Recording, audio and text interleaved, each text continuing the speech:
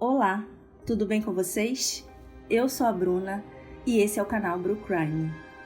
No vídeo de hoje eu vou contar a história da Alison Botha, uma mulher sul-africana que foi sequestrada, abusada e esfaqueada várias vezes e deixada lá para morrer. Eu, quando li a pesquisa desse caso, eu fiquei muito impressionada com todos os detalhes de como foi feito tudo o que aconteceu com ela. Eu vou contar os detalhes aqui nesse vídeo, mas já adianto que essa história termina com um final feliz. Se é a primeira vez que você está me vendo aqui nesse vídeo, muito obrigada por estar aqui. Se inscreve no canal. Nesse canal eu conto casos criminais reais. Se você já é inscrito, obrigada também. E também quero agradecer a todo mundo que está deixando comentários, dando a sua opinião sobre os casos. Eu gosto muito de ler o que vocês pensam e respondo todo mundo. Então continuem comentando. No final desse caso, comentem também o que vocês acharam. Dê like, porque ajuda muito a gente. E continue nos acompanhando. Então vamos ao caso? Alison Botha nasceu dia 22 de setembro de 1967 em Porto Elizabeth, na África do Sul. Ela tem um irmão e aos 10 anos de idade, os pais dela se separaram e ela ficou morando com a mãe. Na escola, a Alison se dava muito bem, ela gostava muito de estudar, ela era muito inteligente, então ela conseguiu terminar logo o colégio e depois de ter terminado o colégio, ela decidiu viajar pelo mundo. Conheceu vários lugares, vários países e depois dessa viagem ela retornou para a cidade dela, Porto Elizabeth, e lá ela começou a trabalhar como corretora de seguros. Era um trabalho que ela gostava muito de fazer, ela estava sendo muito bem sucedida nele. A Alison era uma pessoa que tinha muitos amigos, todos os amigos gostavam muito dela, da companhia dela, e ela fazia questão de ser uma ótima amiga para todos eles. Ela estava sempre presenteando os amigos, sempre dando flores, e ela era aquela amiga que estava sempre ali para aconselhar eles, mas ela não passava a mão na cabeça de ninguém. Ela era muito sincera nas opiniões, então eles estavam sempre procurando ela para pedir um conselho, uma ajuda, e eles gostavam muito dela por isso. No dia 18 de novembro de 1994, ela estava com 27 anos. Era um dia ensolarado, um dia muito bonito. Ela e os amigos resolveram ir para a praia. Ela morava ali numa região que tinha muitas praias por perto. Então eles se reuniram, foram passar esse dia na praia. Foi um dia muito agradável, eles se divertiram muito. E depois desse dia todo na praia, eles resolveram todos eles irem para a casa da Alison. Chegando lá na casa da Alison, eles tomaram banho, continuaram conversando, pediram pizza, fizeram vários jogos ali entre eles. E aos poucos os amigos começaram a ir embora. Só ficou uma amiga com ela ali conversando até mais tarde. Mas como já estava ficando muito tarde, essa amiga falou para ela também que precisava ir embora, que ia chamar um táxi para ir embora. Mas a Alison tinha carro, então falou que a amiga não precisava chamar um táxi, que ela levaria a amiga em casa, que seria mais seguro. A amiga disse que não ela não precisava se incomodar, mas ela insistiu muito para levar, então a amiga acabou aceitando a carona. Ao retornar para casa, a Alison não conseguiu estacionar o carro dela na vaga ali perto do portão da entrada da casa dela, uma vaga que ela estava sempre acostumada a estacionar. Como já estava ocupado, ela teve que dar uma volta ali no quarteirão para achar um outro lugar para estacionar. Isso deixou ela até um pouco chateada, porque o lugar que ela achou era um lugar mais distante da porta da casa dela, um local mais escuro. Tinha até algumas árvores que estavam tampando a iluminação da rua. Mas era o jeito dela, era estacionar ali, porque não tinha nenhum outro lugar, nenhum outro local. Então ela estacionou o carro ali, desceu, foi para o lado do passageiro para poder pegar a bolsa dela. Nessa hora que ela estava pegando a bolsa dela, ela escutou alguém abrir a porta do motorista. E quando ela olhou, era um homem segurando uma faca e dizendo para ela entrar de novo no carro. Ele entrou no lado do motorista e mandou ela entrar no lado do passageiro e disse para ela ficar quieta, não reagir, porque senão ele iria matar ela. Ela obedeceu, o homem saiu com o carro e enquanto ele dirigia, ele se apresentou para ela como Clinton e perguntou qual era o nome dela. Mas ela mentiu, ela não falou o real nome dela, ela falou que se chamava Susan. E enquanto ele dirigia, ele ficava puxando o papo com ela, perguntou se ela tinha namorado. Ela não tinha, mas ela mentiu falando que tinha e que o namorado estava esperando ela em casa. E caso ela demorasse muito para voltar, ele ia começar a procurar por ela. Mas o Clinton não deu ouvidos para ela e disse para ela que a intenção dele não era fazer nada de ruim com ela, que ele só precisava do carro dela por algumas horas, então que ela podia ficar tranquila que nada de mal ia acontecer. Ela falou pro Clinton que ele podia ficar com o carro, que ele podia ficar com a bolsa, com tudo que estava ali dentro, mas que deixasse ela sair e ir embora. Mas ele falou que não, que ele precisava que ela ficasse ali com ele, que ele ia encontrar um amigo e que ele ia resolver tudo da melhor forma possível, que não era para ela ficar com medo. Ele dirigiu até um local que tinha uns bares noturnos ainda abertos. A Allison disse que nesse momento ela viu várias pessoas ali, mas ela não conseguiu ter a atitude de pedir ajuda, porque ela estava com muito medo do que ele pudesse fazer, se caso ela pedisse para alguém ajudar ela. E ela também falou que ninguém olhava para dentro do carro, não dava nem para ela fazer um sinal para alguém ajudar ela. Então ela continuou quieta. Esse amigo que estava no bar se aproximou do carro e o Clinton apresentou a Allison para esse homem como se fosse amiga dele, como se eles já se conhecessem. Esse homem entrou no carro, no banco de trás. Esse homem se chamava Tions. E a Allison disse que nessa hora ela começou a ficar mais nervosa porque ela estava ali dentro do carro com 2 homens desconhecidos, mas ela tentou manter a calma a maior parte do tempo. Eles começaram a dirigir o carro por um local muito escuro, um local estranho e longe da estrada. Ela falou que a todo momento ela ficava com medo, mas não deixava transparecer. E quando chegaram nesse local escuro, eles falaram para ela que queriam fazer sexo com ela e perguntaram se ela ia resistir ou se ela ia cooperar. Estando ali naquele lugar escuro, com 2 homens estranhos, e ela achando que depois disso ela ia ser libertada e ia ficar tudo bem, ela disse para os homens que ela ia cooperar. O Tions então saiu do carro e o Clinton ficou lá dentro com ela, e nesse momento o Clinton abusou sexualmente dela. Quando ele acabou, ele saiu do carro e falou pro Tions que era a vez dele. O Tions entrou no carro, mas não conseguiu fazer nada com a Allison. Então ele saiu, foi em direção ao amigo e falou: Franz, eu não consigo fazer nada. Foi nessa hora que a Allison percebeu que o nome daquele homem não era Clinton, que o verdadeiro nome dele era Franz. Os 2 homens voltaram pro carro, falaram para Allison que realmente de início a intenção deles não era fazer nada de ruim com ela, que eles iam realmente libertar ela, mas que naquela altura, depois de tudo que eles já tinham feito, se eles libertassem ela, ela ia contar para a polícia. Então que eles iam ter que matar ela. O que foi? Não, tá esperando muito por boca. É porque meu nariz tá muito ruim. A Allison disse que não ia denunciar eles, que não ia contar pra ninguém o que tinha acontecido, não ia contar pros amigos, nem pra polícia, que ela não ia ter coragem de contar nem pra mãe dela o que tinha acontecido, porque a mãe dela ia sofrer muito. Mas os homens não acreditaram nela. O Franz perguntou pro Tions, então, o que eles deveriam fazer com ela. E o Tions respondeu, então, que eles iam ter que matar ela. Ali dentro do carro ainda, eles falaram para ela tirar toda a roupa, todas as joias, e ela obedeceu. E assim que ela fez isso, o Franz começou a enforcar ela, e ela perdeu os sentidos e desmaiou. Logo após ela ter desmaiado, eles arrastaram o corpo dela para fora ali, e deram cerca de 30 facadas na altura do abdômen dela, na direção do intestino, do estômago e do útero. Depois de terem feito isso, eles se afastaram para ir embora, mas perceberam que ela mexeu um pouco com a perna. Então eles voltaram e deram mais 16 facadas no pescoço dela. Eles tiraram todas as roupas dela que estavam ali dentro do carro e jogaram do lado do corpo. A Allison disse que percebeu que o carro estava se afastando, indo embora, percebeu os faróis do carro também se afastando, cada vez ficando mais distante. Se vendo ali sozinha naquela situação, achando que ia morrer, ela teve uma ideia de escrever na areia com os dedos o nome dos 2 homens que tinham feito aquilo com ela, porque caso ela morresse ali, a polícia ia ter a pista, pelo menos, dos 2 nomes deles, né?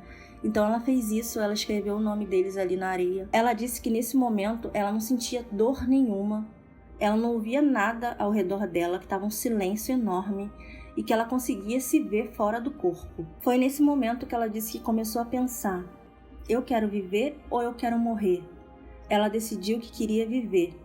E no mesmo instante ela já se sentiu no corpo novamente. Ela disse que apesar de toda a situação, ela estava muito tranquila e que sabia que tinha que tirar forças para conseguir sobreviver. Ela falou que ela conseguiu enxergar umas luzes distantes como farol de carros, e ela sabia que ela precisava chegar até aquele local para pedir ajuda, mas o que ela não sabia era como é que estava o estado do corpo dela. Ela começou a sentir uma coisa muito molhada nas pernas, e essa coisa muito molhada nas pernas dela era o intestino dela que estava saindo para fora. Estava saindo tudo. Ela teve a ideia de pegar uma jaqueta que eles tinham jogado ali do lado dela, colocar no abdômen para poder segurar o intestino, para poder assim ela conseguir ir se arrastando para chegar até esse local que estavam passando os carros. Ela também começou a notar um barulho muito alto na respiração dela, mas é porque devido aos cortes no pescoço, a traqueia dela tinha sido cortada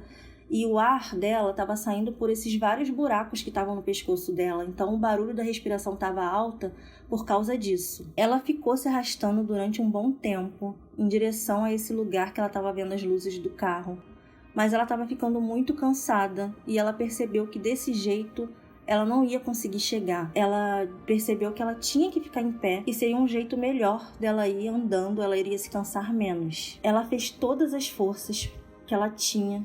Ela falou que não sabe de onde tirou tanta força para conseguir se levantar, ficar de pé. E nesse momento que ela ficou de pé, ela disse que aconteceu uma coisa horrível, que ela viu tudo preto, ela não conseguia enxergar mais nada. Foi nessa hora que ela percebeu que a cabeça dela tinha caído para trás. Devido a tantos cortes que eles tinham feito no pescoço dela, ela quase foi decapitada. Então a cabeça dela ficou pendurada para trás e pressionou algum nervo ali da visão que não estava deixando ela enxergar mais nada. Nesse momento, ela estava com uma mão segurando a jaqueta, pressionando o abdômen para segurar o intestino, e com a outra mão ela estava segurando a cabeça dela para manter a cabeça dela no lugar, para ela conseguir andar. Ela disse que andava e caía durante várias vezes durante esse percurso até a estrada que ela estava vendo os carros.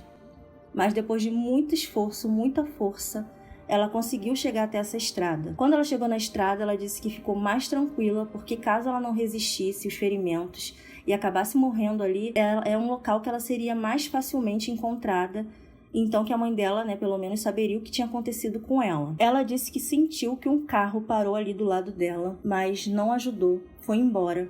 Ela disse que imagina até o porquê. Ela disse que o motorista deve ter ficado horrorizado com aquela situação, porque ela estava nua, toda ensanguentada, naquele estado que ela estava. Ela disse que não culpa o motorista por ter se assustado. Ele foi embora, mas logo em seguida parou um outro carro com outras pessoas.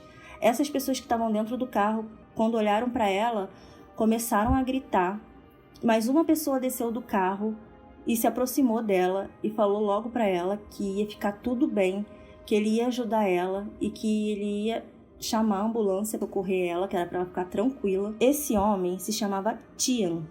Ele tinha 20 anos e era estudante de veterinária. Então ele tinha algumas técnicas ali para poder ajudar ela já nos primeiros socorros. Ele conseguiu pegar uns tecidos e tentar estancar o sangue, que estava escorrendo do corpo dela. E por sorte, esse homem também tinha um celular, o que não era muito comum na época as pessoas terem. Não era qualquer um, que tinha celular nessa época, mas por sorte ele tinha, e ele ligou para a emergência. Enquanto a emergência não chegava, ele ficou o tempo todo ali ao lado dela, acalmando ela, não deixando passar para ela o real estado, que ela estava. Ele o tempo todo falando que ela ia aguentar, que ela ia resistir. Um outro carro parou também ali para ajudar. Esse motorista tinha um cobertor dentro do carro. Ele pegou esse cobertor, cobriu a Alison, porque ela estava com muito frio. Então esse homem também acabou ajudando. A ambulância demorou cerca de 50 minutos para chegar até o local. E depois da Alison, dentro da ambulância, eles estavam indo muito devagar em direção ao hospital. Eles não estavam nem com a sirene ligada. É o Tian que estava acompanhando ela ali, que estava o tempo todo falando para eles irem mais rápido, mas parecia que para eles a Alison já estava praticamente morta. Então por isso que eles não estavam com tanta pressa de levar ela para o hospital, porque pelo estado dela eles achavam que ela não ia nem sobreviver. Quando chegaram no hospital, o Tian acalmou a Alison, falou que ele ia ficar ali o tempo todo esperando ela, esperando acabar a cirurgia, esperando ela acabar da cirurgia e acordar, que ele ia estar o tempo todo ali para ela ficar calma, que ele ia acompanhar todo o processo. Os médicos ficaram muito assustados com a situação que ela chegou no hospital. Antes da cirurgia, eles tiveram que fazer uma lavagem em todo o corpo dela, nos órgãos, porque estava tudo muito sujo de areia, sujo de folhas, devido ao local, né, que ela estava, devido a ela ter se arrastado, sujou muito. Então tiveram que fazer uma limpeza, limpar bem tudo antes da cirurgia. A cirurgia durou cerca de 3 horas.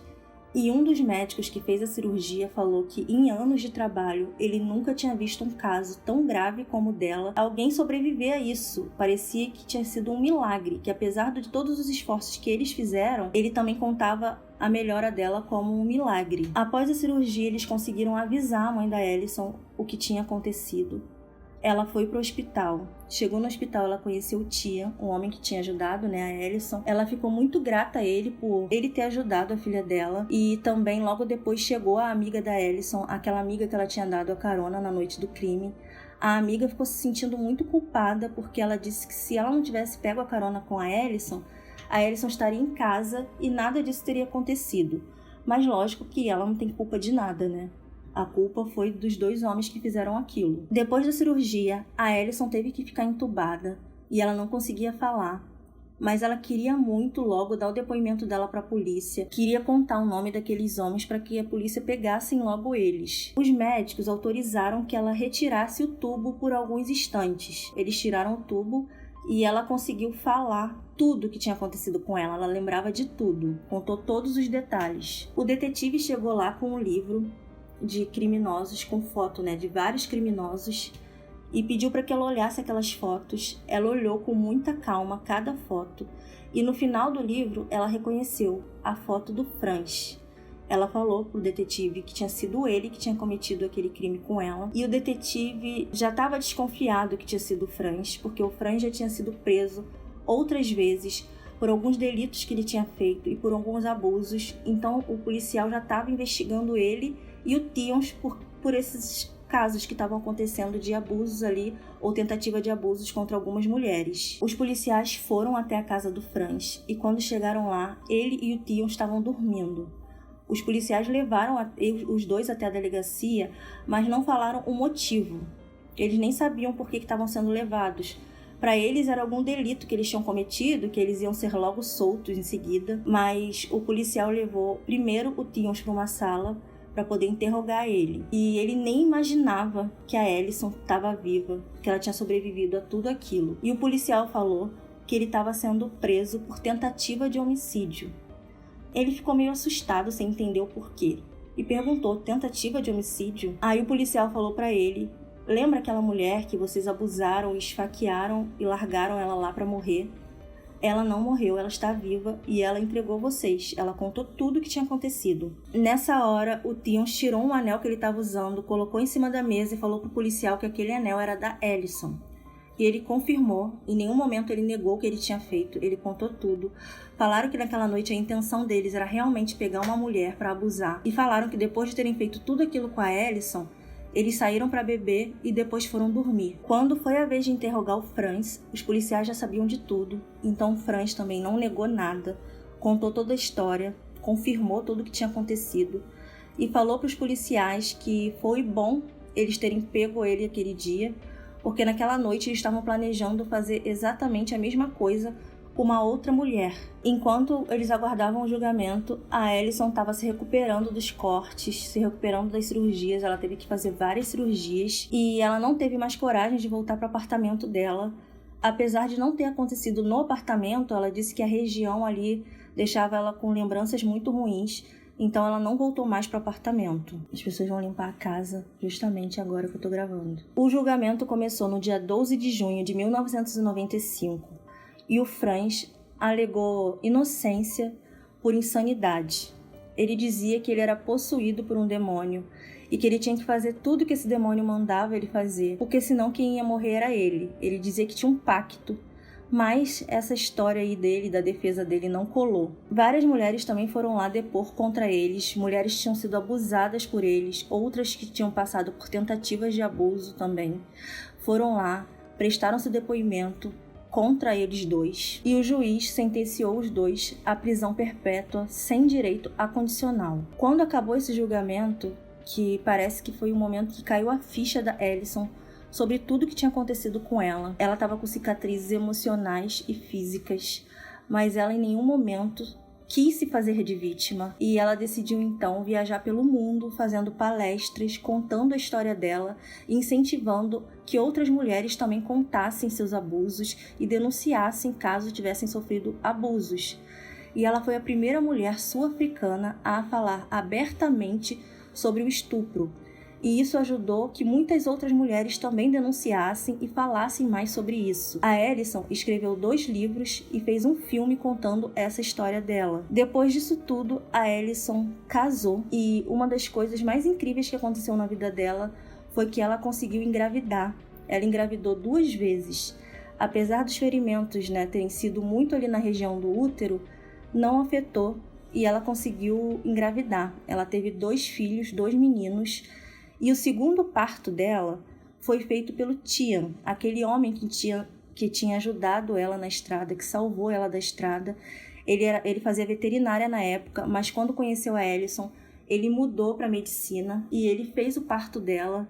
E os 2 ficaram muito amigos, são amigos até hoje. O pai do Franz, quando soube o que o filho tinha feito, 2 anos depois ele cometeu suicídio, porque ele não aguentou a barbaridade, a monstruosidade que o filho dele tinha feito com uma outra pessoa. A Alison atualmente é reverenciada pelas suas palestras motivacionais. Ela é muito conhecida, muito famosa pelo mundo por essas palestras e por ajudar tantas mulheres nesses casos de abuso, e muitas pessoas acompanham ela, tem muitos vídeos dela na internet.